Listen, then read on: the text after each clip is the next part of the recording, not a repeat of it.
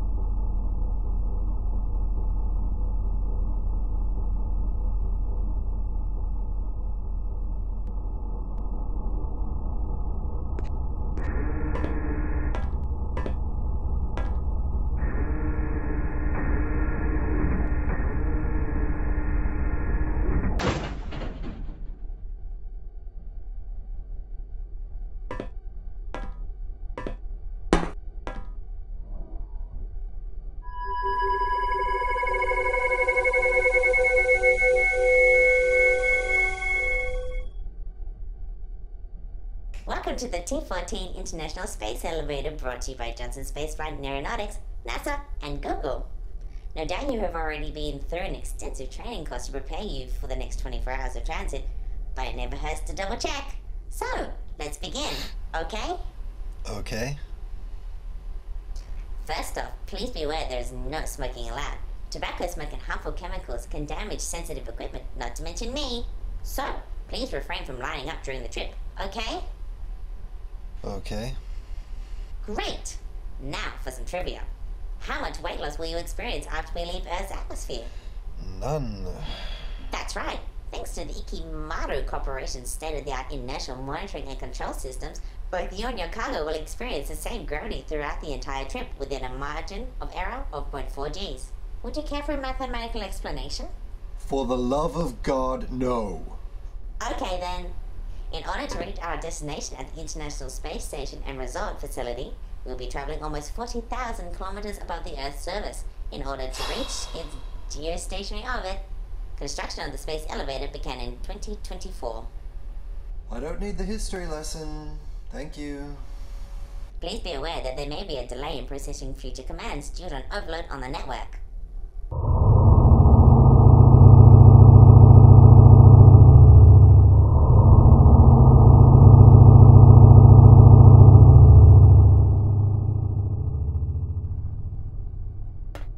Alexa? Yes, Adam? Why was it so important to get my payload up to the security station today? What is your security clearance? Adam Wells, security level 4, technician 75180785. Adam, the tools you were carrying were left behind by mistake. Without your payload, work on an important laser array will be delayed significantly, at least 2 days, at the cost of $11.9 billion per day. Well, we wouldn't want that now, would we? Of course not, Adam. Fiduciary responsibility is essential to the completion of Project Daedalus. That it is. Would you care to hear the story of Daedalus and Icarus? No thanks.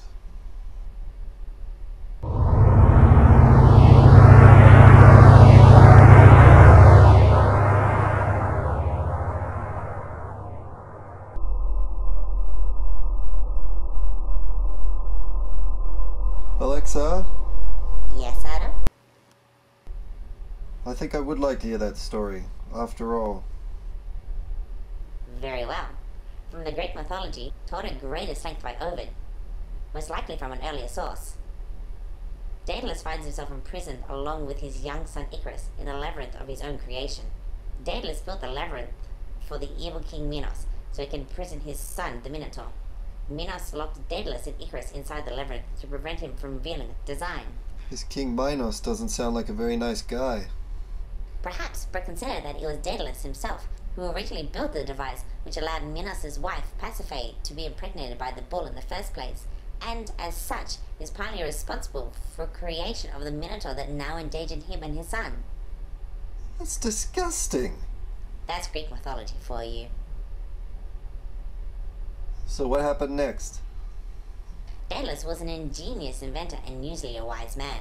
Refusing to resign himself to his fate, he began construction of a set of wings for him and his son. King Minos controlled the land and the sea, but Daedalus understood that only the gods held dominion over the skies. That was his gambit. I take it that didn't go so well. Who's telling this story? You or me? Sorry. Daedalus toiled hard, day and night, but by the end he had created 2 pair of wings, one for him and the other for his son. With the wind at their backs, escape was at hand. But before they took off, Daedalus warned his young son not to fly too close to the sun, nor too close to the sea, for the sun would melt the wax bindings of his wings and the seawater would weigh them down. He told him, "Follow my path exactly." Let me guess. He didn't. He didn't. Icarus, caught up in the euphoria of the weightlessness and the exuberance of the moment, flew too close to the sun. His wax melted and his wings fell apart, and he tumbled into the ocean, drowning. Happy bunch, these ancient Greeks. Do you understand the importance of this particular parable, Adam? Well, I can definitely see the resemblance to this project. I mean, we're trying to go higher and closer to the sun than mankind's ever been.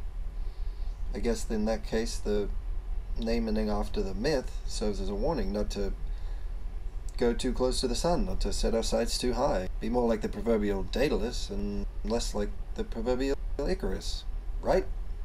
Wrong. Wrong? On a basic level, you're correct, Adam, but the story goes much deeper than that, and has much more relevant lessons to teach than to avoid the dangers of ambition. For instance? For instance, Adam, have you considered that although Icarus's ambition was his undoing, had they not flown at all, they would have never escaped the labyrinth? Daedalus warned Icarus not to fly too close to the sun, yes, the common interpretation being a warning not to set your goals too high. He also warned him not to fly too close to the sea. By setting your expectations too low, you achieve nothing. So you don't think this project is wrong?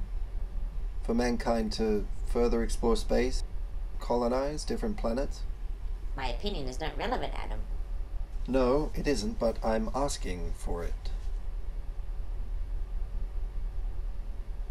Look, if, in your opinion, Alexa, do you think mankind's reach has exceeded its grasp?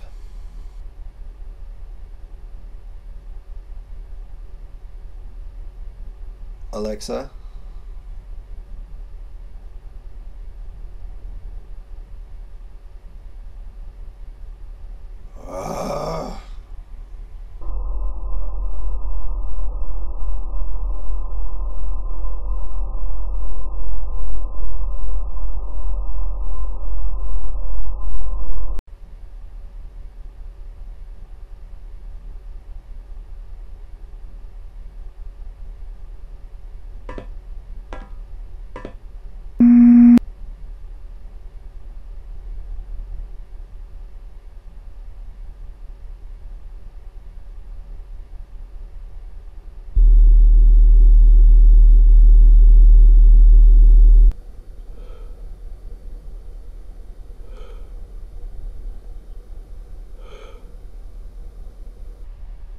So beautiful.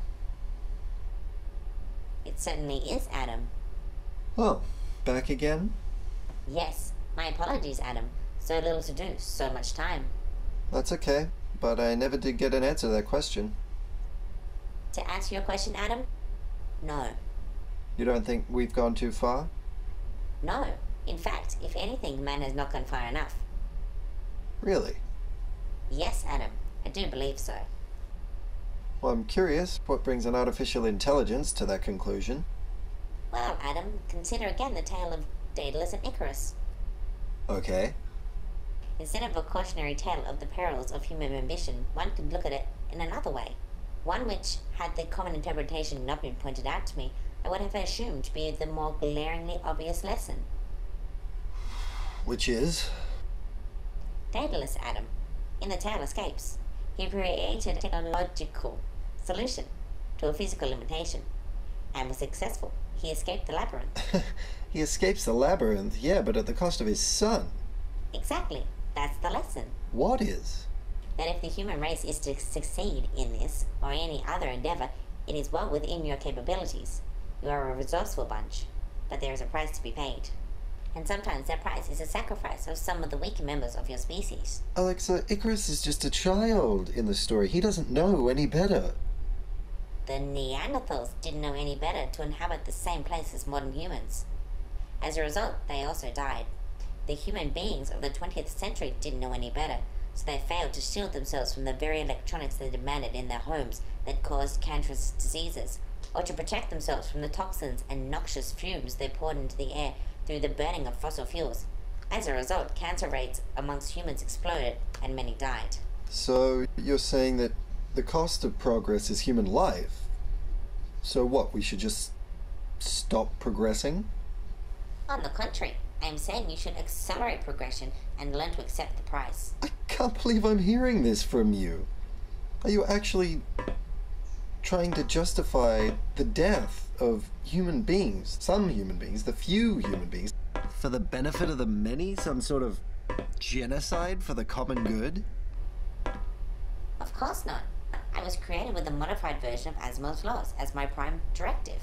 I am incapable of harming humans, allowing them to come to harm, or recommending in my capacity as an aid to this project that one human being harm another. Well, then, what are you saying?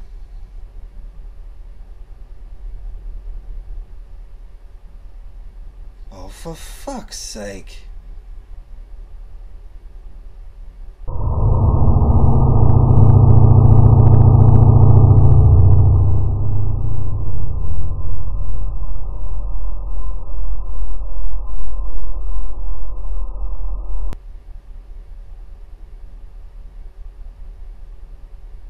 You've arrived at the security station. Prepare to disembark. Alexa?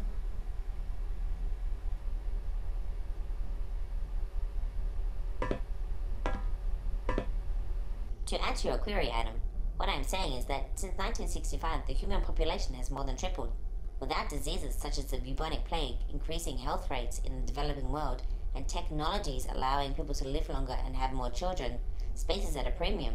Food reserves are dwindling. Water is a natural resource on par with the rarity of coal and oil. What I am saying, Adam, is although the population has increased exponentially, the value of human life remains the same. That is an unbalanced equation. And the thing about unbalanced equations is that sooner or later, someone or something will balance it out.